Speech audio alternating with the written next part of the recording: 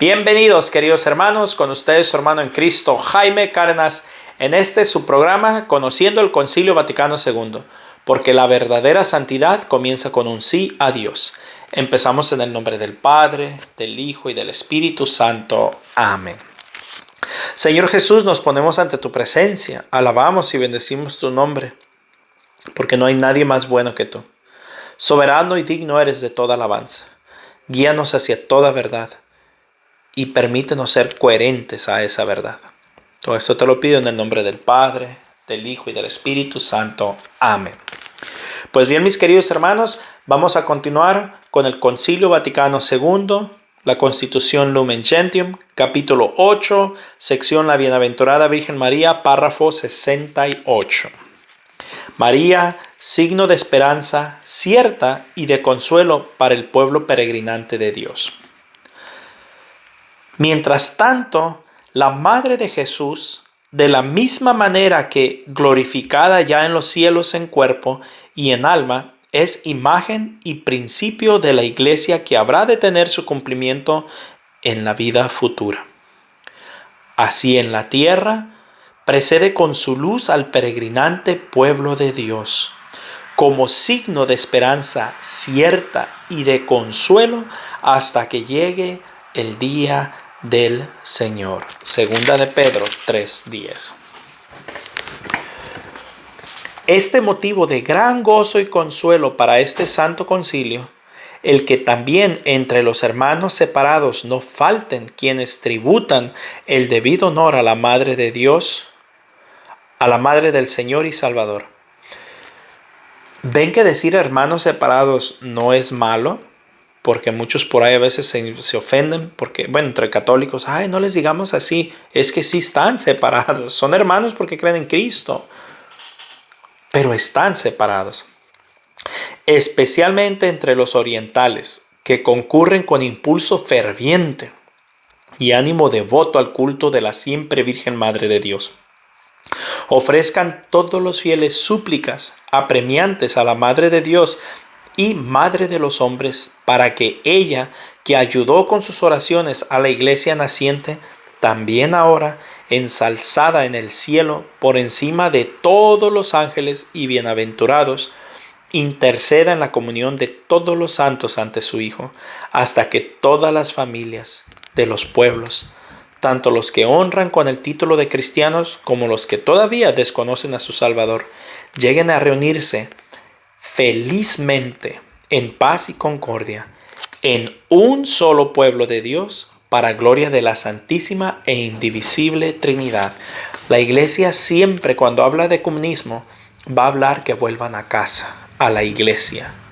Esa idea que por ahí sacan muchos, que dicen que podemos todos creer diferente fe y cantar juntos nuestras similaridades en vez de similaridades en vez de las diferencias, no es católico eso. Esa no es el ecumenismo católico.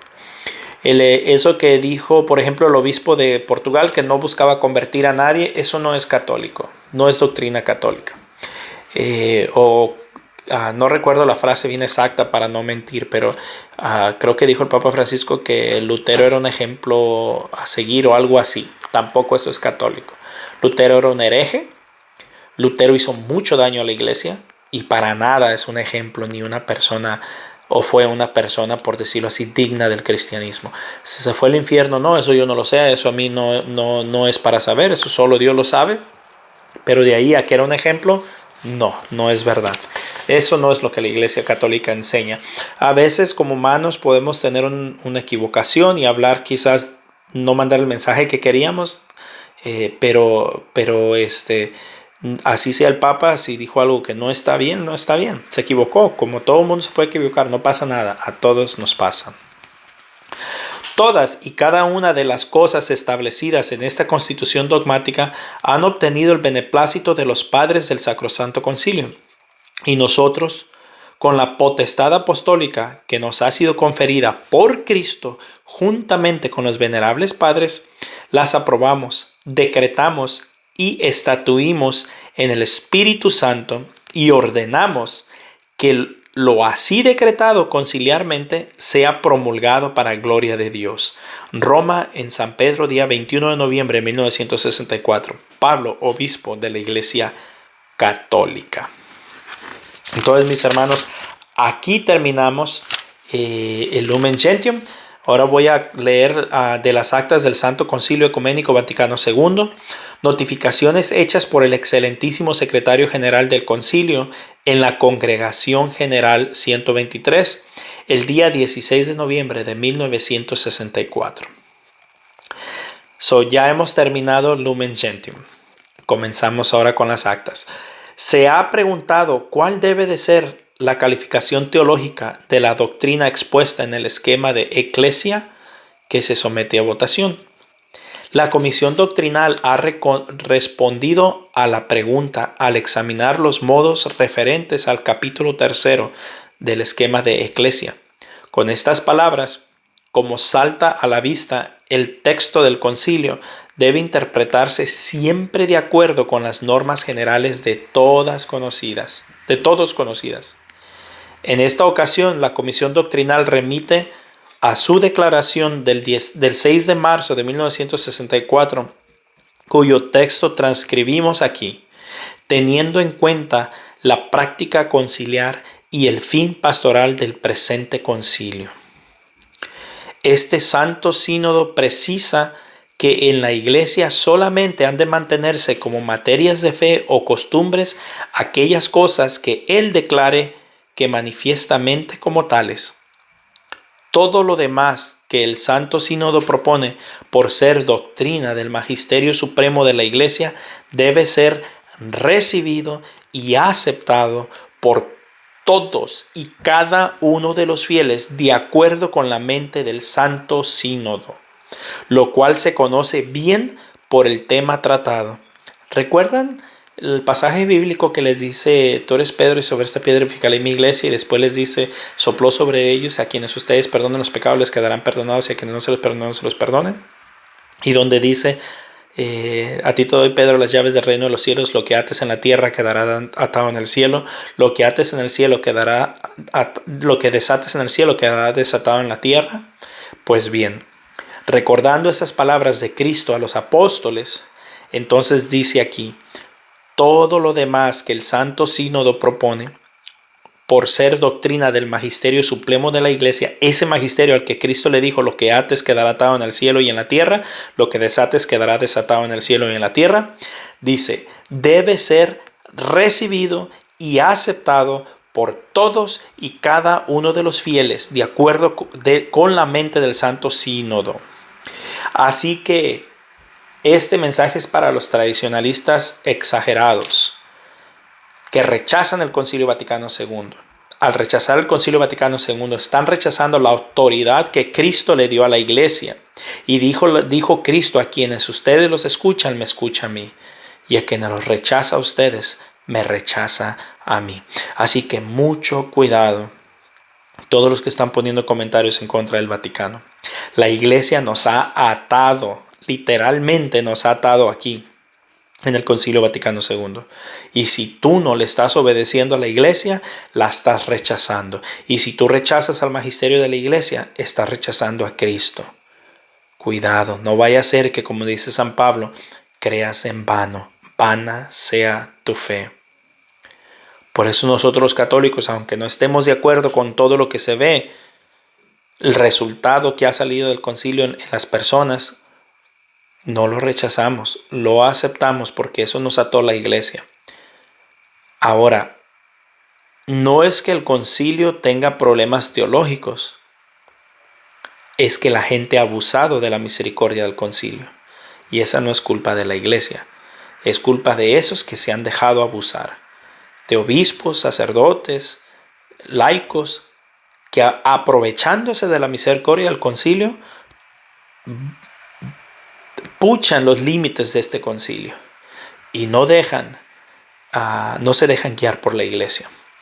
Entonces, si ustedes rechazan el concilio, están rechazando a los que Cristo envió y por ende están rechazando a Cristo, y rechazando a Cristo rechazan al Padre. Así que se quedan huecos y vacíos. Mucho cuidado. La cual se conoce bien por el tema tratado. bien por el tenor de la expresión verbal, de acuerdo con las reglas de la interpretación teológica. Por mandato, miren nomás, por mandato de la autoridad superior se comunica a los padres una nota explicativa previa a los modos referentes al capítulo 3 de Esquema de Eclesia. De acuerdo con la mente y el sentido de esa nota, debe explicarse e interpretarse la doctrina expuesta en ese mismo capítulo 3. La comisión ha decidido poner al frente del examen de los modos las siguientes observaciones generales. Primera, el término colegio no se entiende en sentido estrictamente jurídico, es decir, como una asamblea de iguales que delegan su potestad en su propio presidente, sino como una asamblea estable cuya estructura y autoridad deben deducirse de la revelación. Por este motivo, una de las respuestas al modo 12 se dice explícitamente de los 12 que el Señor los constituyó a manera de colegio o asamblea estable. Véase también el modo 53. Por la misma razón se aplican también con frecuencia al colegio de los obispos las palabras orden o cuerpo. El paralelismo entre Pedro y los demás apóstoles por una parte y el sumo pontífice y los obispos por otra no implica la transmisión de la potestad extraordinaria de los apóstoles a sus sucesores, ni, como es evidente, la igualdad entre la cabeza y los miembros del colegio, sino solo la proporcionalidad entre la primera relación, Pedro y apóstoles, y la segunda, Papa y obispos. Por esto, la comisión determinó escribir en el número 22, no por la misma, sino por semejante razón, modo 57. 2. Uno se convierte en miembro del colegio en virtud de la consagración episcopal y por la comunión jerárquica con la cabeza y con los miembros del colegio. Número 22 al final. En la consagración se da una participación ontológica de los ministerios sagrados, como consta, sin duda alguna, por la tradición, incluso la litúrgica. Se emplea intencionadamente el término ministerios y no la palabra potestades, porque esta última palabra podría entenderse como potestad expedita para el ejercicio, más para que de hecho se tenga tal potestad expedita, es necesario que se añada la determinación canónica y jurídica por parte de la autoridad jerárquica. Esta determinación de la potestad puede consistir en la concesión de un oficio particular o en la asignación de súbditos, y se confiere de acuerdo con las normas aprobadas por la suprema autoridad. Esta ulterior norma está exigida por la misma naturaleza de la materia, porque se trata de oficios que deben ser ejercidos por muchos sujetos que cooperan jerárquicamente por voluntad de Cristo. Es evidente que esta comunión en la vida de la Iglesia fue aplicada según las circunstancias de los tiempos, antes de que fuera como codificada en el derecho. Por esto se dice expresamente que se refiere a la comunión jerárquica con la cabeza y con los miembros de la Iglesia. La comunión es una noción muy estimada en la Iglesia antigua, como sucede también hoy, particularmente en el Oriente. Su sentido no es el de un afecto indefinido, sino el de una realidad orgánica que exige una forma jurídica y que, a la vez, está animada por la caridad. Por esto, la comisión determinó casi por una intimidad que debía escribirse en comunión jerárquica, modo 40, y también lo que se dice sobre la misión canónica en el número 24. Los documentos de los sumos pontífices contemporáneos sobre la jurisdicción de los obispos debe interpretarse de esta necesaria determinación de potestades. Tercera, del colegio que no existe sin la cabeza, se afirma que es también sujeto de la suprema y plena potestad sobre la Iglesia Universal, lo cual debe admitirse necesariamente para no poner en peligro la plenitud de la potestad del romano pontífice, porque el colegio comprende siempre y necesariamente a su cabeza, la cual conserva en el colegio íntegramente su oficio de vicario de Cristo y de pastor de la Iglesia Universal. En otras palabras, la distinción no se establece entre el romano pontífice y los obispos colectivamente considerados, sino entre el romano pontífice separadamente y el romano pontífice junto con los obispos. Por ser el sumo pontífice la cabeza del colegio, puede realizar por sí solo algunos actos que de ningún modo competen a los obispos. Por ejemplo, convocar y dirigir al colegio, aprobar las normas de acción, entre otros. Modo 81. Pertenece al juicio del sumo pontífice por haberle sido confiado el cuidado de todo el rebaño de Cristo, de acuerdo con las necesidades de la Iglesia, que varían en el transcurso de los tiempos. Determinar el modo conveniente de actualizar ese cuidado, sea de modo personal, sea de manera colegial. El romano pontífice, para ordenar, promover, aprobar el ejercicio colegial con la mirada puesta en el bien de la Iglesia, procede según su propia prudencia. 4. El sumo pontífice, como pastor supremo de la Iglesia, puede ejercer libremente su potestad en todo tiempo, como lo exige su propio ministerio. En cambio, el colegio, aunque exista siempre, no por eso actúa de forma permanente con acción estrictamente colegial, como consta por la tradición de la Iglesia. O sea que el Papa puede obrar sin el colegio, pero el colegio no puede obrar sin el Papa. En otras palabras, no siempre se halla en plenitud de ejercicio. Es más, actúa con acción estrictamente colegial solo a intervalos y con el consentimiento de su cabeza. Y se dice con el consentimiento de su cabeza para que no se piense en una dependencia, por así decirlo, de un extraño. El término consentimiento evoca, por el contrario, la comunión entre la cabeza y los miembros. Consentimiento, no permiso, o sea que ellos están de acuerdo con la decisión del Papa que ponga sobre ellos. E incluye la necesidad del acto que compete propiamente a la cabeza. Se afirma esto explícitamente en el número 22. Y se explicita allí mismo, al final, la fórmula negativa, solo abarca todos los casos, por lo que es evidente que las normas aprobadas por la autoridad suprema deben observarse siempre en modo 84. Es claro en todos los casos que se trata de la comunión de los obispos con su cabeza y nunca de la acción de los obispos independientemente del Papa. En este caso, al faltar la acción de la cabeza, los obispos no pueden actuar en modo de colegio, como es manifestado por la noción del colegio. Esta comunión jerárquica de todos los obispos con el sumo pontífice es cosa ciertamente indiscutible en la tradición. A ver, tradicionalistas, esos obispos que han sido expulsados de la iglesia o que han sido sanctioned, que han sido castigados, aunque sean buenos obispos, mientras estén castigados por el Papa, no son más obispos. Y muchos siguen a ellos en vez del Papa. Qué equivocados están. Sin la comunión jerárquica no puede ejercerse el ministerio sacramental. ¿Lo ven? Ontológico, que debe distinguirse del aspecto canónico jurídico. Sin embargo, la comisión ha juzgado que no debía ocuparse de las cuestiones acerca de la solicitud y la validez, que se dejan a la discusión de los teólogos. En particular, lo referente a la potestad que de hecho se ejerce entre los orientales separados y sobre cuya explicación existen diversas opiniones.